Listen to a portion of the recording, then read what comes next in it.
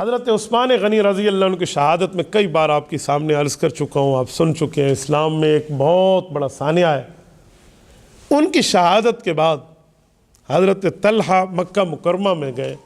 اماں عائشہ صدیقہ رضی اللہ تعالیٰ عنہ کو بتایا کہ یوں یوں ہوا، اور مظلومانہ شہادت۔ حضرت زبیر بھی ساتھ ہے، اماں عائشہ، حضرت زبیر اور حضرت طلحہ رضی اللہ عنہم، ان کے ساتھ کچھ لوگ یہ بصرہ گئے تاکہ مسلمانوں کی قوت کو مجتمع کر کے خون عثمان کا بدلہ لیا جائے۔ اور ادھر جن ظالموں نے حضرت عثمان کو شہید کیا تھا اور وہ بے ایمان اپنے چہرے کو اور اپنی روش کو بدل کے حضرت علی کے لشکر میں گھسے تھے اور حضرت علی المرتضیٰ سے محبت کے دعوے میں تھے، اور پہچان مشکل تھی کہ ان میں کون اپنا ہے اور کون دوسرا، اور ابھی نیا حضرت علی المرتضیٰ رضی اللہ عنہ نے حکومت پر قدم جمایا تھا، تو ان لوگوں نے ان کے خلاف حضرت علی المرتضیٰ کا ذہن بنایا اور یہ بصرہ میں لے کر آئے، جو جنگ ہوئی ہے جسے جنگ جمل کہتے ہیں۔ جنگ سے پہلے جب یہ ایک دوسرے کو ملے تھے نا، تو کہا تھا ہم آپ سے لڑنے نہیں ہیں، انہوں نے کہا جی ہم آپ سے لڑنے نہیں آئے، کہا آپ نے لڑائی سوچی، آپ نے لڑائی سوچی، تو سارا جھوٹ آشکارا ہو گیا،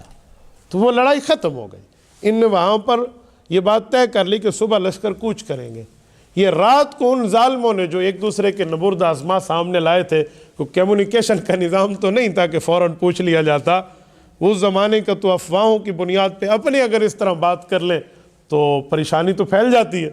تو صبح کوچ سے پہلے یہی لوگ، یہی قاتلین عثمان کے طبقے نے رات کو تیر مارے تھے ادھر بھی اور ادھر بھی،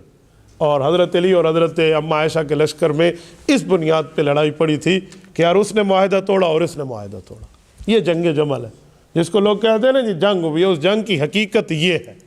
جنگ کی حقیقت یہ نہیں ہے کہ وہ لڑائی کی بنیاد تھی اور وہ صحابہ کرام کوئی دل سے ایک دوسرے کو غلط سمجھ کے لڑ رہے تھے، اس طرح کی بنیادیں یہ جنگ جمل۔ اس میں حضرت طلحہ کی شہادت ہے رضی اللہ تعالیٰ، اور حضرت طلحہ حضرت علی المرتضیٰ کے سامنے والے کیمپ میں ہیں، دوسرے کیمپ میں حضرت اماں عائشہ کے،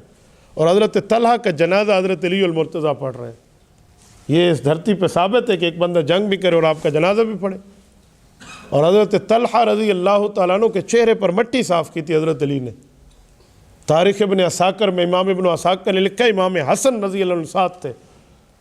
اور حضرت طلحہ رضی اللہ عنہ کو یوں دیکھا نا آپ رضی اللہ عنہ، حضرت علی نے ان کے چہرے سے مٹی صاف کی، تو دیکھو تو عشرہ مبشرہ کا صحابی ہے، اور یہ طلحہ بن عبید اللہ التمیمی ہے، اور رسول اللہ صلی اللہ علیہ وسلم سے ان کی چار رشتے، ساری تصویر حضرت علی کے سامنے آئی، تو حضرت علی کی آنکھوں سے آنسو جاری ہو گئے۔ اور حضرت علی المرتضیٰ نے، امام حسن کہتے ہیں، مجھے کہا کہ بیٹا لیت اباک مات مذ 20 سنہ، کہ آج ظالموں نے ہمیں یہاں تک لے کر پہنچا دیا، یہ میرے سامنے طلحہ کی شہادت ہے۔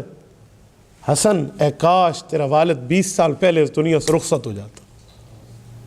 20 سال پہلے میں اس کی شکل اس شہادت پہ نہ دیکھتا۔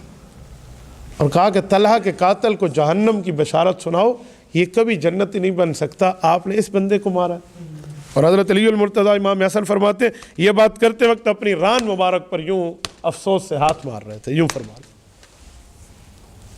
یہ ان کی شہادت جمل میں، اور انہی کی قبر مبارک بھی یہاں پر ہے۔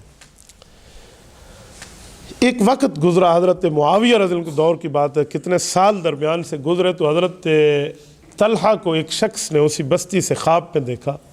کہتے ہیں کہ یار اس جگہ سے دریا کی موجیں جا رہی ہیں اور میری قبر اس سے متاثر ہو رہی ہے۔ ایک بار دیکھا، دوسری بار، تیسری رات دیکھا، تو کہا میری قبر کی منتقل ہی کرو۔ تو حضرت عبداللہ بن عباس رضی اللہ تعالیٰ عنہما کے ساتھ مل کے ان حضرات نے قبر کو کھودا، تو واقعی وہاں پر پانی رس چکا تھا، اور اتنے سالوں بعد ان کا کفن مبارک اور ان کا جسم تر و تازہ اور صحیح سلامت تھا۔ اور کہتے ہیں وہ جو خوشبو اور سرمے کی بات یہاں پر ڈالی گئی نا، تو وہ کافور والے نشانات اور اس کی ترتیب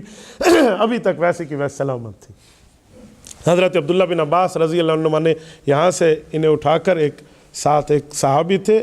ان کا مکان خریدا، اور اس مکان میں ان کی قبر محفوظ جگہ پہ بنائی ہے، اور ان کی قبر آج بھی عراق میں ہے۔